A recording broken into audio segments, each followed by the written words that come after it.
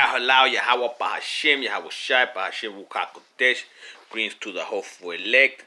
Alright, we're going to finish off the night, third and final video with the book of Mashali, which you all know as Proverbs, chapter 23, 24, and 25. So let's get edified.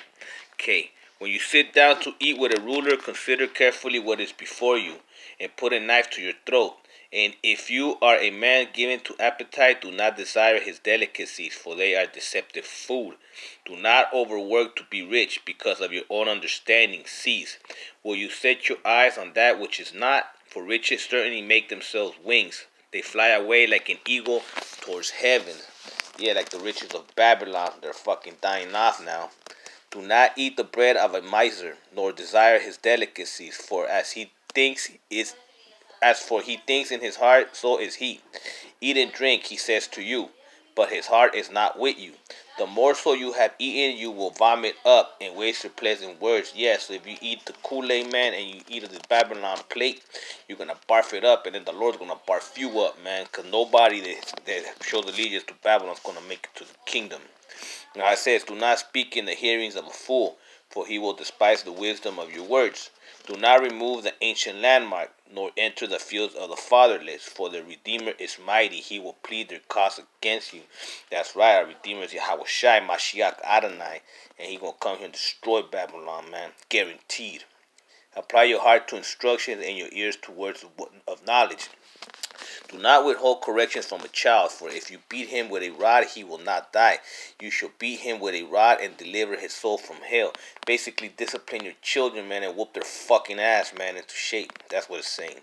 My son, if your heart is wise, my heart will rejoice. Indeed, I myself. Yes, my inmost being will rejoice when your lips speak right things. Do not let your heart envy sinners, but be zealous for the fear of Yahweh Elohim all day. For surely there is a hereafter, and your hope will not be cut off. Yeah, man. Because after you punch in your ticket, man, that's rude awakenings for 2/3 of our people, and just the heathens and the wicked Edomites. Hear, my son, and be wise, and guide your heart in that way. Do not mix with the wine-bibbers, or with the gluttonous eaters of meat.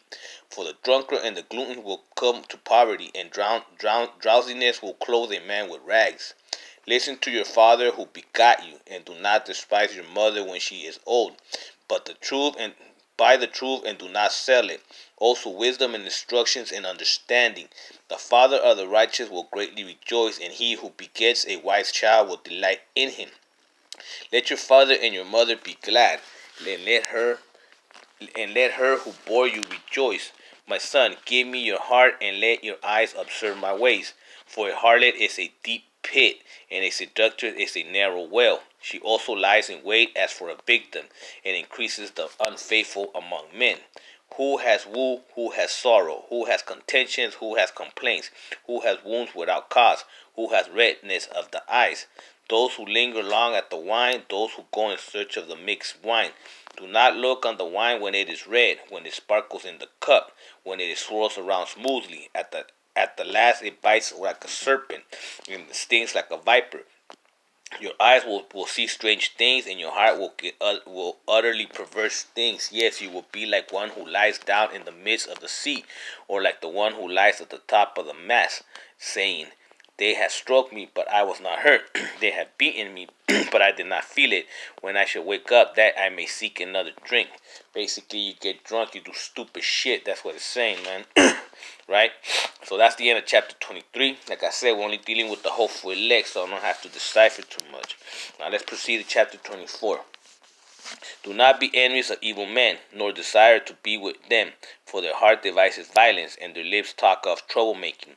Through wisdom a house is built, and by understanding it is established. By knowledge the rooms are filled. Whoo, Selah. With all precious and pleasant riches a wise man is strong. Yes, a man of knowledge increases strength.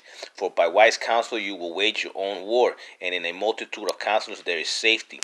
Wisdom is too lofty for a fool. He does not open his mouth in the gate. He who plots to do evil will be called a schemer. The devising of a foolishness is sin, and the scoffer is an abomination to men. Yeah, man, because, fools don't like wisdom, man. Their brain is too stupid, man. You know what I'm saying? It ain't for them, and that's why they're going to perish. If you faith in the day of adversary, your strength is small. Deliver those who are drawn towards death, and hold back those stumbling to the slaughter. If you say, surely we did not know this, does not he who weighs the heart consider it? He who keeps your soul, does he not know it? And will he not render to each man according to his deeds? My son, eat honey because it is good, and the honeycomb which is sweet to your taste. So shall the knowledge of the wisdom be to your soul. If you have found it, there is a prospect, and your hope will not be cut off. Do not lie in wait, O wicked man, against the dwelling of the righteous. Do not plunder his resting place. For a righteous man may fall 7 times and rise again, but the wicked shall fall by calamity. Do not rejoice when your enemy falls, and do not let your heart be glad when he stumbles, lest Yahweh Elohim see it and it displeases him, and he turn away his wrath from him. Do not fret because of evildoers, nor be envious of the wicked, for there will be no prospect for the evil man. The lamp of the wicked will be put out, most definitely will be put out. Now let's proceed. It says here, my son, fear Yahweh Elohim and the king, Adonai Mashiach, Yahweh Shai, and do not associate with those given to change, for their calamity will rise suddenly, and who knows the ruin those two can bring. Further saying of the wise, these things also belong to the wise. It is not good to show partiality in judgment. He who says to the wicked, you are righteous, him the people will curse. Nations will abhor him, but those who rebuke the wicked will have delight, and a good blessing will come upon them. He who gives a right answer kisses the lips. Prepare your outside work, make it fit for yourself in the field, and afterwards build your house. Do not be a witness against your neighbor without cause, for what you deceive with your lips. For what you deceive with your lips, do not say, I will do to him just as he has done to me. I will render to a man according to his work. I went by the field of the lazy man, and by the vineyard of a man devoid of understanding. And there it was, all overgrown with thorns. Its surface was covered with needles.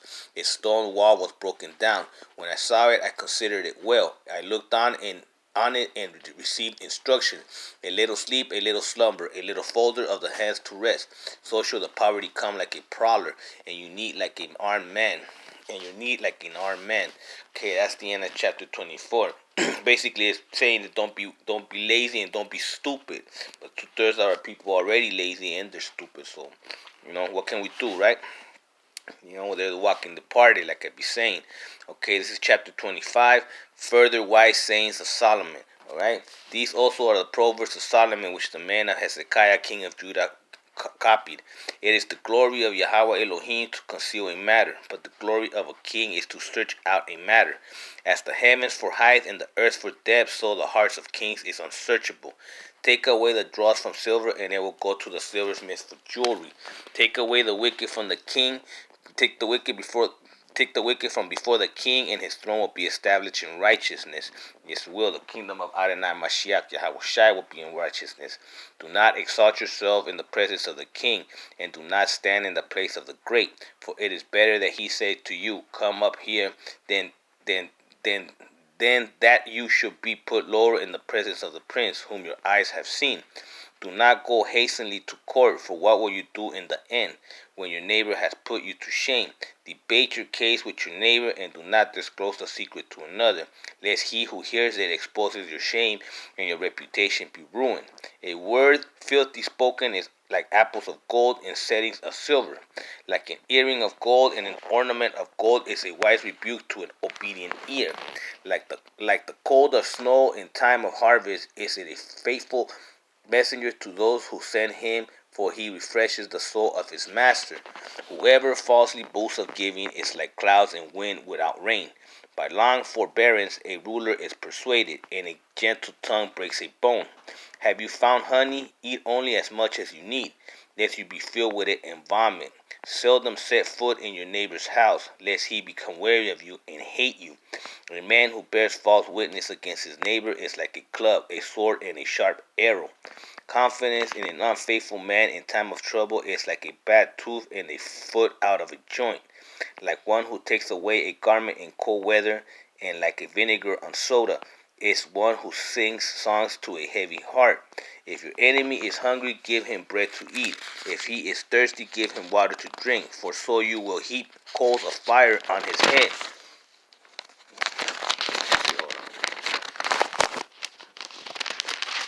and the Lord will reward you. The north wind brings forth rain, and a backbiting tongue and an angry countenance. It is better to dwell in a corner of a housetop than in a housetop shared with a continental woman.